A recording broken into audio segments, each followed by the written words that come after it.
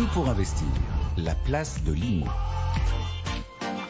La place de l'IMO qui est centrale dans cette émission au quotidien à 11h15 pour vous qui nous suivez en direct à la radio ou à la télé ou sur votre ordinateur. Marie Cœur de Roy est parmi nous. Bonjour Marie. Bonjour Lorraine, bonjour à tous. Et nous sommes accompagnés de Stéphane Descartiers qui est dirigeant de SD Conseil et Formation et notre éditorialiste du jour. Bonjour Stéphane. Bonjour Lorraine, bonjour Marie, bonjour à tous. Les nouvelles sont mauvaises d'où qu'elles viennent. Vous avez choisi de commencer cette interview par une citation de Stéphane Escher. Oui, je vais aller le voir en concert dans pas longtemps d'ailleurs, je tiens à le dire. Voilà. Des paroles de Philippe Gian, ça rappelle. Elles sont mauvaises d'où qu'elles viennent, sauf ce matin, on a décidé de zoomer sur un petit peu de positif en cette rentrée. Un outil qui visiblement a changé votre vie, Stéphane. Racontez-nous. Oui, alors ça a changé ma vie et celle de nombreux investisseurs immobiliers, professionnels de l'immobilier, professionnels du patrimoine, puisque c'est vraiment une révolution, cet outil. On a accès à une quantité d'informations phénoménales. Il y aura vraiment un avant et un après. Si vous nous regardez à la télé, vous le voyez cet outil. Voilà, donc on avait une partie de ces informations, mais sur différents sites, à l'ergonomie parfois un petit peu soviétique, et surtout en payant.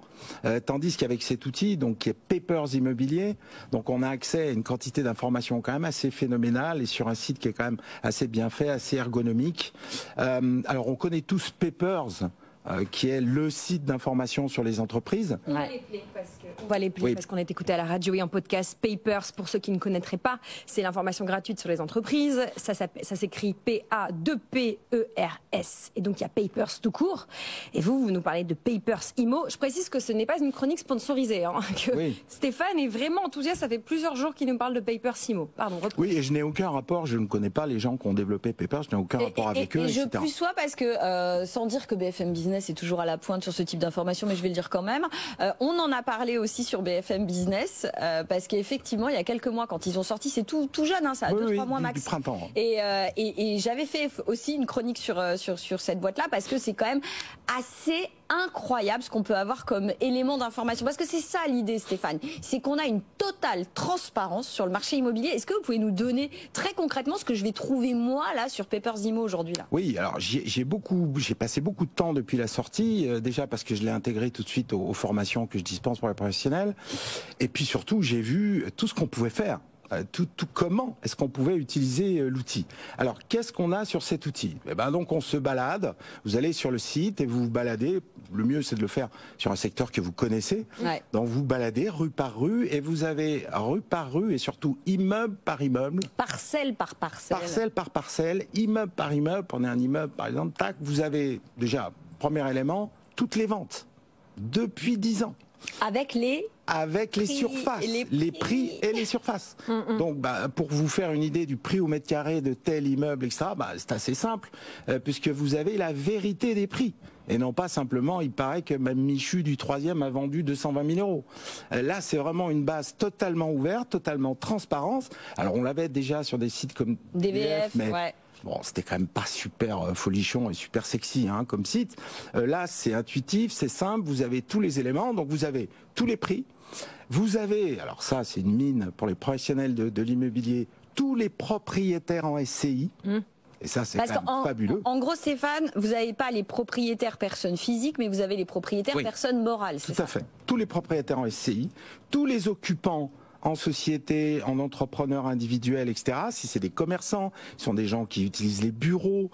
Donc vous avez sur l'immeuble effectivement une transparence totale. Vous avez même tous les DPE. Donc très simplement, vous pouvez voir dans l'immeuble, c'est plutôt du E, c'est plutôt du D. C'est à l'échelle de l'immeuble en revanche, Stéphane. À l'échelle de l'immeuble, oui, tout à fait. On n'est pas à l'échelle des appartements quand certains ont subi... Oui, bien sûr. Oui, tout à fait. Mais ça vous donne quand même la température, si je puis dire, de l'immeuble avec, effectivement, vous voyez défiler les E, les F, les G, les D, etc. Donc ça vous donne déjà globalement une idée de l'immeuble. Et vous avez même jusqu'au permis de construire qui ont été accordés, s'il va y avoir des extensions, etc. Sur une parcelle, vous avez le permis. Donc c'est quand même assez fou, quoi. Stéphane, bon, j'ai pas régulièrement, j'ai pas fini Papers.imo comme vous, visiblement, qui avez fini ce site web, mais j'ai passé pas mal de temps sur Etalab. Etalab, c'est pas mal. Oui. Quelle est la différence entre Etalab et Papers Imo dans l'usage? Alors là, vous avez justement, enfin moi, ce qui me et surtout pour les professionnels de l'immobilier, pour les investisseurs, la grande avancée, je trouve, c'est notamment tous les propriétaires en SCI. C'est-à-dire que vous avez effectivement au 3e, vous savez que c'est une SCI, au 4e, etc. Vous avez tous les propriétaires, les DPE aussi, c'est quand même pas mal, mais surtout, moi, j'y vois un intérêt. Alors pour les professionnels de l'immobilier et pour les investisseurs, pour prospecter des biens. Là aussi, ça peut être d'une aide quand même assez importante. Parce que, en tant qu'investisseur, notamment, vous avez intérêt à travailler un petit secteur. Il faut travailler un petit secteur parce que si on veut faire les bons coups, il faut être sur tous les coups. Donc vous avez vraiment intérêt à travailler un petit secteur. Sur ce petit secteur, avec l'outil, vous pouvez aspirer immeuble par immeuble, rue par rue, toutes les SCI. Et là, vous avez accès à potentiellement des biens à vendre. Et à des propriétaires en tout cas, donc pour les professionnels de l'immobilier, ça tombe tout le sens, l'intérêt tombe sous le sens, mais pour les investisseurs également, vous pouvez contacter ces gérants de SCI, puisque vous avez toutes leurs coordonnées. Parce que, alors, les SCI, quelques mots sur les SCI, il y a plus de 2 millions d'SCI immatriculés en France.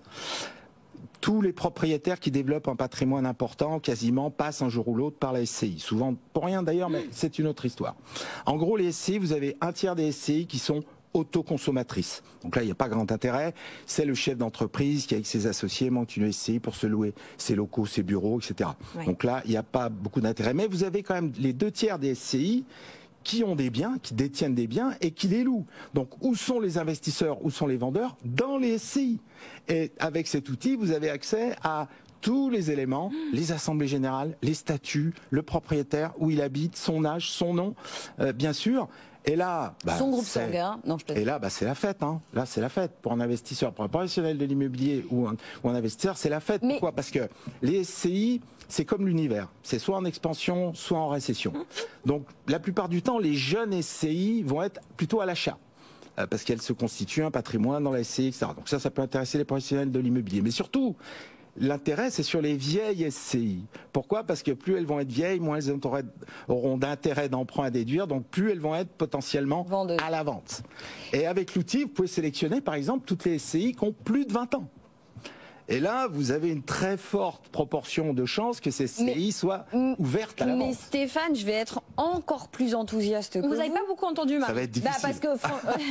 Parce que oui, il y a un atout pour faire du B2B, j'ai envie de dire. C'est vraiment, voilà. Mais il y a aussi pour le consommateur à la fin, et même pour celui qui cherche pas à investir, mais à acheter. Moi, ce que j'ai adoré dans le truc, c'est aussi de se dire, voir l'évolution, par exemple, des prix. Moi, j'ai trouvé ça spectaculaire. Vous regardez, par exemple, une adresse avec un bien de typologie similaire. Alors, on ne sait pas si c'est exactement le même logement, mais typologie similaire, une vente en 2020 et une vente en 2023, autant vous dire que les prix sont pas les mêmes. Tout à fait, donc vous voyez déjà l'évolution et votre capacité aussi, vous, à négocier quand vous êtes acheteur. C'est-à-dire que moi, si je vise un achat dans un immeuble et que je vois qu'il y a 6 mois, 1 an, il y a un bien quasi similaire à celui que je convoite qui a été vendu à tel prix, je sais jusqu'où je peux aller. Enfin, c'est quand même, c'est pour ça que je vais encore plus loin que Stéphane, c'est-à-dire qu'il y a un enjeu B2B pour les professionnels de l'immobilier, pour les investisseurs, mais même pour les propriétaires ou futurs propriétaires occupants, pour les propriétaires vendeurs, je pense que c'est un outil clé aujourd'hui pour donner plus de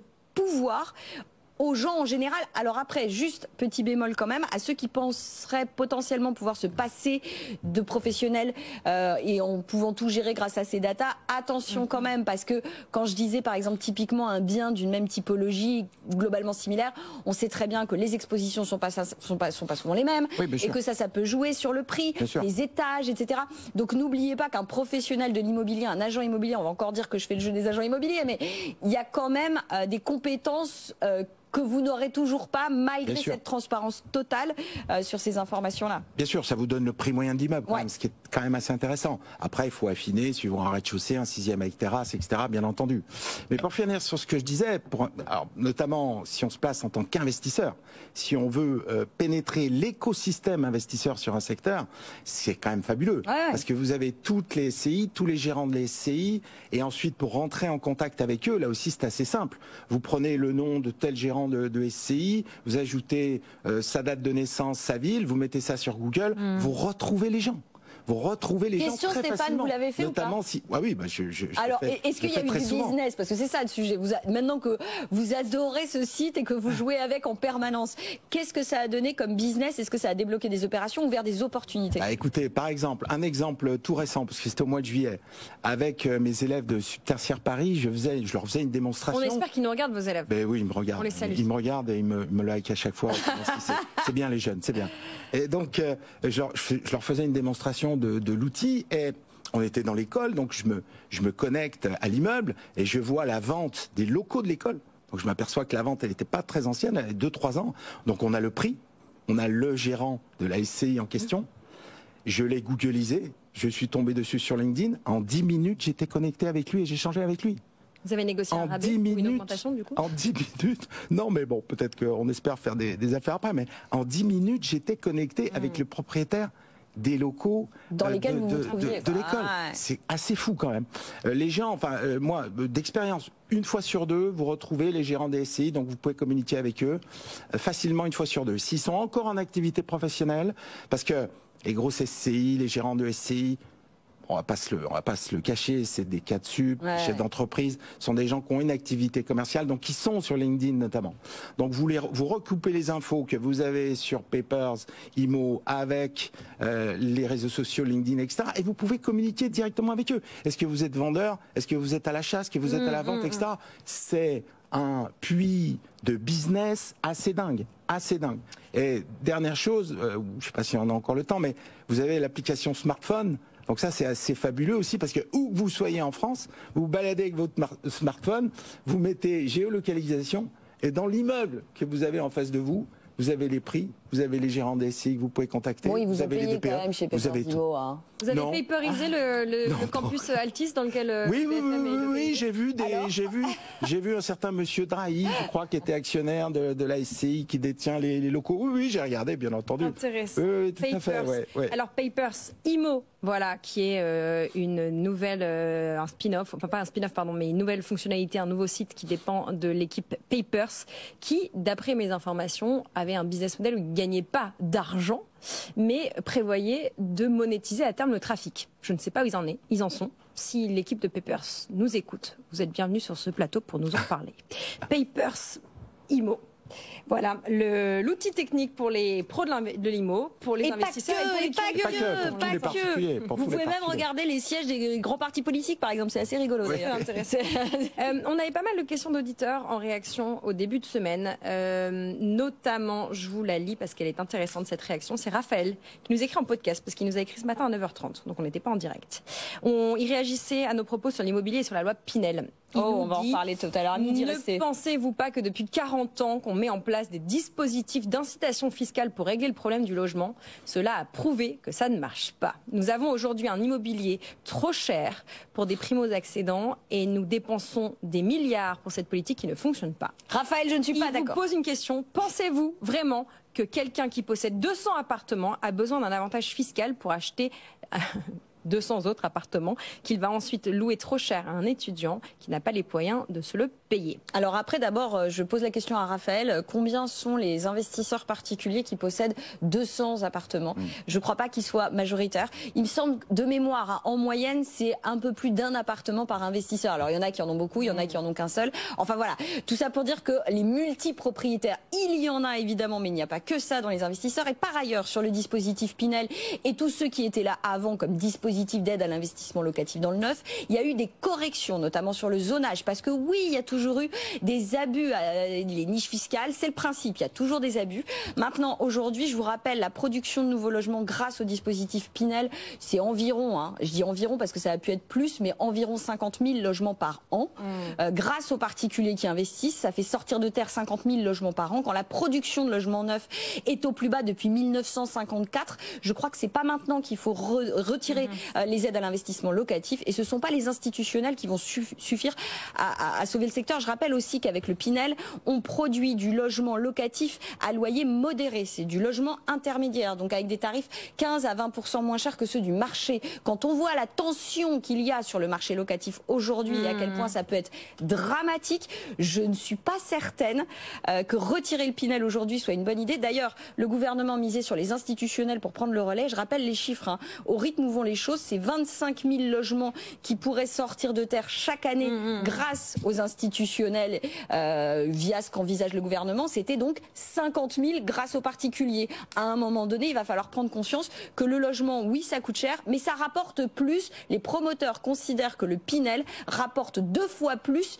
qu'il ne coûte chaque année aux finances publiques, juste en TVA. Donc à un moment donné, il va falloir se poser les vraies questions. Et d'ailleurs, la Cour des comptes, en 2018, réclamait la suppression des aides fiscales à l'investissement locatif pour les particuliers. Dans le rapport publié ce matin, il y a 1h30, ils ont fait la liste des inconvénients et des avantages. Je vous assure qu'il y a beaucoup plus d'avantages. Bizarrement, la Cour des comptes revient un tout petit peu sur ses propos d'il y a 6 ans. Stéphane, réaction et réponse à Raphaël qui nous a écrit. Oui, c'est bien, tout le monde fait son mea culpa en ce moment. Après le mea culpa de Macron, de Le Maire, on a le mea culpa de la Cour des comptes. Notre auditeur parlait de 40 ans. Le problème qu'on a en France, c'est l'instabilité matricielle, en fin de compte, de nos systèmes. Puisque en 40 ans, pour prendre juste un exemple, on a eu plus de 14 dispositifs différents pour aider les investisseurs. Depuis Ménieri, Kiles, Super Kiles, Duflo, Borloo, etc. Et j'en passe, mais jusqu'au Pinel d'aujourd'hui, etc. En Allemagne, depuis 40 ans, ils ont un seul système d'amortissement pour les investisseurs immobiliers. Et donc rien n'a changé. Il n'a pas bougé d'un iota. Bon, si Berlin est 2 fois moins cher que Paris en loyer et en prix, est-ce qu'il y a coïncidence? Je ne crois pas. On a vraiment besoin de stabilité. À la limite, faites n'importe quoi. Dites-nous, voilà, ça c'est les règles, mais arrêtez de changer tous les 2 ans, tous les 3 ans. Parce que aussi bien pour les particuliers que pour les professionnels, que pour les promoteurs, etc., c'est impossible d'avoir une stratégie. L'immobilier, c'est du temps long. Donc c'est impossible d'avoir une stratégie si on change de loi, si on modifie les règles. Et c'est pas que des changements de curseur. C'est des changements très importants. Donc faites n'importe quoi, mais faites-le avec un petit peu de vision de long terme et arrêtez de changer tous les 2 ans, quoi, parce que c'est définitivement pas possible. Stéphane Descartiers avec nous dans la place de l'IMO au décryptage de Papers IMO.